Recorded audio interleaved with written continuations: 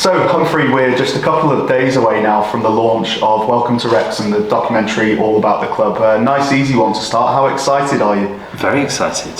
A bit nervous, you know. It's funny.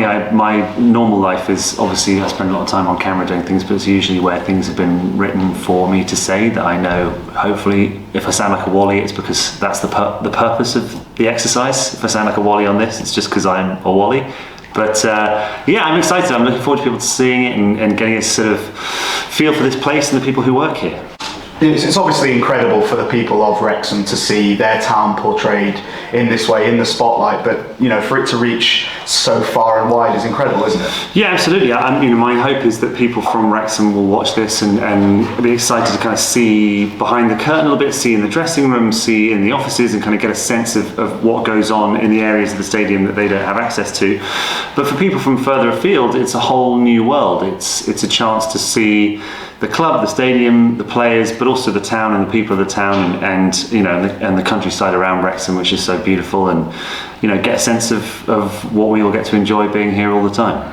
Yeah, we've been fortunate enough to see the first 3 episodes, and you feature quite prominently. What's that like for you? Yeah, it's great. I mean, there's a lot of unfortunate lockdown haircut choices of mine that are on show. It was my defence. It was a time of global pandemic, and we'd all kind of lost a sense of who we were, and as a result, there are a few bad choices in there, I think. But it's great. It's this whole thing remains kind of dreamlike for me in many respects. It's just so exciting to still be here, 2 years later, and looking back on some of those early days, you're like, what a young fool I was.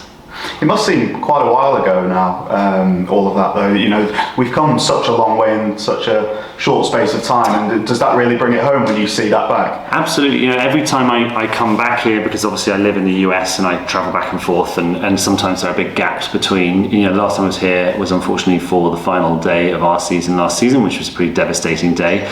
But then when you come back, every time you get sense of there's new, there's kind of fresh paint everywhere around the stadium, like something has changed, some new improvement has gone on, and that's really exciting. So yeah, it's funny watching back to the first couple of episodes where it really is like prior to even, a lot of it is before I ever stepped foot in the club. Some of it is just after I've arrived, kind of looking around for the first time. And yeah, it's great to kind of have a record almost of like where we were, so we can appreciate how far we've come. Yeah, and obviously while Rob and Ryan are fronting all the promotion, and people will be keen to see how they work in terms of behind the scenes at the club, I guess part of the point of this is to talk about why they chose Wrexham in the first place, isn't it? Yeah, sure. I thought you were going to say I do all the real stuff behind the scenes, but that's okay. This is a fine question as well. Yes, no, 100%. It's I think Rob and Ryan, I think that's the hope for the documentary, is that the Rob and Ryan factor will attract a lot of people to come and look at it, but what they will leave with is an appreciation for the people, the place, the team.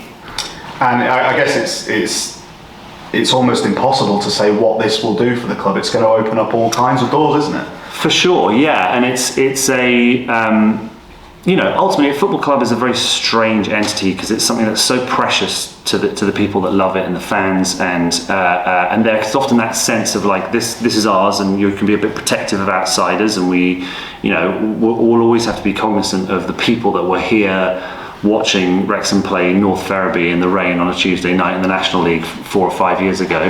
But we want new people to come in. We want new people to come and be excited. We want to fill this stadium. We're going to hopefully have another 5,500 seats to shift in a couple of years' time. We want to fill those for every single game. So the more people from around the world that care and take an interest, the greater the strength of this club, and the further it can go. So yeah, truly, I have no idea what the upshot is going to be. We're very hopeful that it will lead to more. We'll sell more shirts, we'll sell more scarves, we'll sell more tickets, and all those have to be a good thing. And would there also be plans, therefore, for more of the same, potentially a season 2 of the documentary if all goes to plan? Hopefully, yes. Yeah, if my great hope is that we'll do many more seasons of the documentary, because that's a sign that people are buying into what we're doing and caring about it and want to come and be involved. If no one watches it, then probably there's a business decision to be made on the part of the channels that broadcast it. But as long as they want it, we'll keep doing it.